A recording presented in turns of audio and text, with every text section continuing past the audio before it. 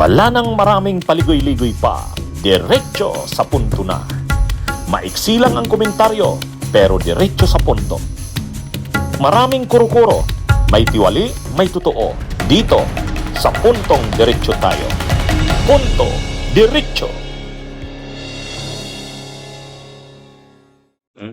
Ngayon, sabi ni Ombudsman Buying, napanood ko yung programa ni Ombudsman Buying, sa Mayo daw, asahan na, mainit ang panahon, sunod-sunod na raw ang mga kaso sa Mayo.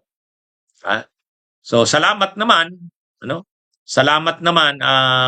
Sinabi na mismo ni Ombudsman Buying sa programa niya sa DCRH kanina. Napanood ko yung programa eh.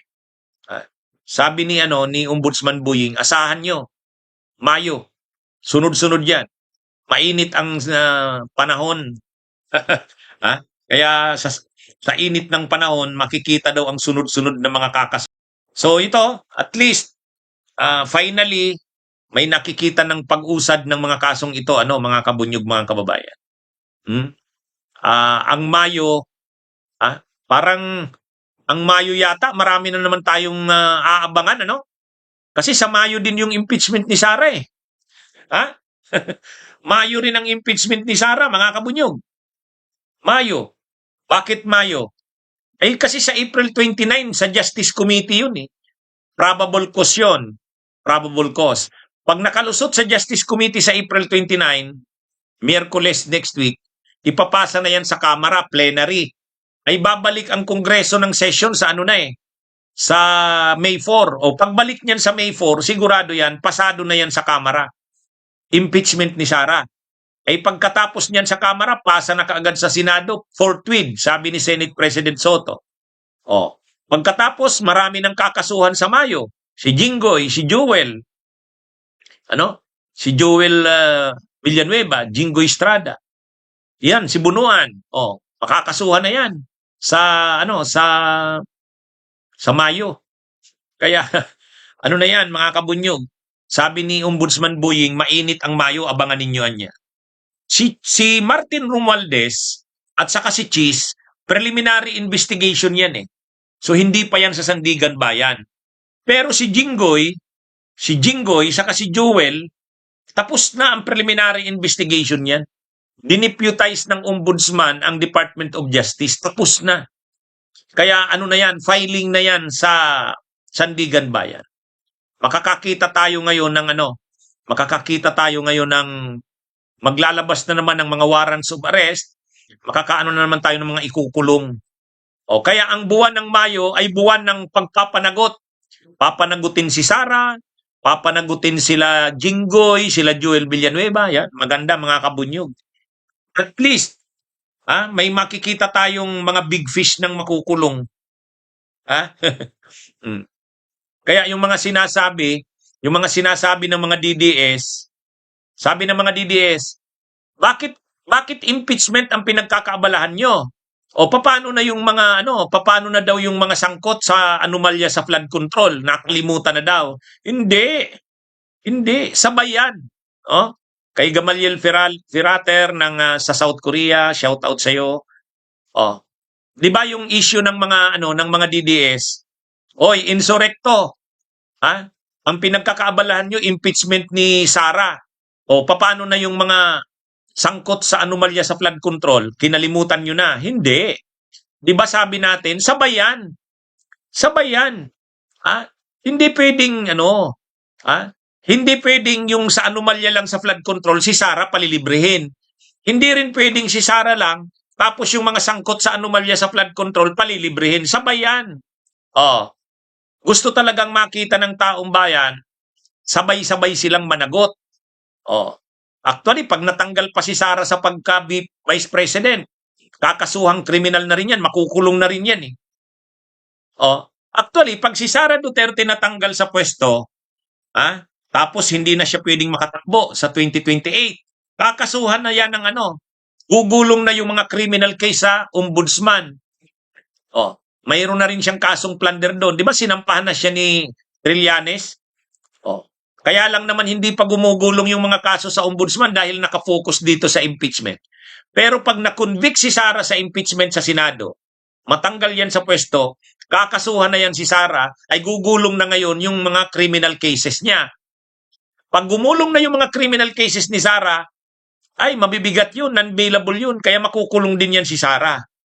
Basta mga kabunyog, maging maayos lang ang takbo ng mga ito, makikita tayo ng maraming mapapanagot. Yan naman ang maganda sa atin na makakita na tayo ng maraming mga officials na napapanagot. Kasi ano na ang taong bayan eh. Galit na ang taong bayan na ang daming mga kurap sa bansa natin, wala man lang napapanagot. So at least ngayon, gumugulong na. Ha? Oh. Gumugulong na ang mga kaso. Ha? At saka yung mga nagsasabi na walang big fish, at least may nakikita na tayo ngayon. Oh, si Martin Romualdez, si Chis Escudero, yun, big fish na yan. Big fish na yan. At sana ma-file na nga yung kaso kay Jinggoy at kay Joel Villanueva at kay Bunuan kasi si Jinggoy kasi, si Joel Villanueva at saka si Bunuan, tapos na ang preliminary investigation. So ibig sabihin, talagang Sandigan Bayan na ang punta niyan. At pag na-file na yan sa Sandigan Bayan, kaagad-agad niyan, mag-i-issue na yan ng warrant of arrest. Makukulong na yan. So yan ang hinihintay natin, ano? Ha? Oh. Ang pananaw ng ombudsman, na-discuss na yan ni Ombudsman Buying, pwede daw. Sabi ni Ombudsman Buying, pwede yan na makasuhan kasi hindi naman yan immune from suit. Ang may immunity from suit lang ay ang president. Hindi yan nag-i-extend sa vice. Kaya lang, gusto naman ni Ombudsman Buying, patapusin na muna yung impeachment. Tapusin na muna. Ha? O yan ha. Ito mga kabunyog ha. Basta tayo, lahat ng sangkot dapat mapanagot, di ba? Kaya yung mga DDS, ang gusto nila mapanagot lang yung mga official ng ano. Actually, ang DDS, tingnan nyo ang DDS ha. Ang gusto nila, ang mapanagot lang, si Saldik ay si Martin Romualdez lang daw. Saka si Bunuan. Ayaw ng mga DDS mapanagot si Chis. Ayaw mapanagot ng mga DDS si Jinggoy at saka si Joel Villanueva. Kasi kakampi nila yan eh. Kakampi nila yan. At ayaw nilang mapanagot si Sara. O yan ang mga DDS. Kaya nakikita nyo ng bunang isip ng mga DDS. Ha? Ang mga DDS, laban daw sila sa korupsyon. Pero ayaw nilang mapanagot si Chis. Ayaw nilang mapanagot si Jinggoy. Ayaw nilang mapanagot si Joel. Ha? Villanueva. Ha? Ang gusto lang nilang mapanagot si Martin Romualdez kasi kalaban nila. Saka si Bunuan dahil executive. Oh. Yan yung ng mga DDS. Tayo mga kabunyog hindi. Ha? Tayo lahat ng sangkot dapat managot. Ha? Oh. Kakampi man yan ng mga Duterte o bahagi man yan ng administrasyong Marcos, kapag may ebidensya, dapat mapanagot, di ba? O kaya ngayon, si Bunuan, DPWH Sekretarya ni Marcos, ni Bongbong Marcos, ano kung yan? Kung pahagi yan ng administrasyong Marcos, dapat mapanagot yan. Diyan po ninyo ako makikita ang pagkakaiba ko. Si Attorney Enzo Recto, Attorney Ricky Tumutorgo at ang Bunyo, hindi po tayo panatiko. Tayo, kung sino yung mga sangkot, dapat managot. Ngayon, si Martin Romualdez, kinakasuhan ni Ombudsman Buying, sagutin niya yung mga sa kanya, akusasyon sa kanya. Kaya niya namang mag-hire ng magagaling na abogado. Kung wala siyang sala, si Martin Romualdez, ay malulusutan niyo yan. Di ba? So tayo kasi tayo sa Bunyog at tayo dito sa Insurrecto, lahat ng sangkot dapat managot. Lahat. Actually, mayroon pa akong ihahabol dyan. Yung dating DPWH Undersecretary Adrian Bersamin, dapat din managot yun. Si Traigib Ulaybar, dati ding Undersecretary, dapat managot din yun. Di ba? Lahat ng sangkot dapat managot. Ano man niya, si Sara Duterte, ay lalo na dapat managot yan. Di ba? Okay, mga kabunyog, mga kababayan, magandang araw sa inyong lahat. Mabuhay po tayo. Bunyog, halikan na kasama ka. Bunyog, pagbuklod ay may pag-asa. Luzon, Visayas, Mindanao, isa ang pananaw. Sa bagong Pilipinas ang bunyog isisigaw. Bunyog, bunyog.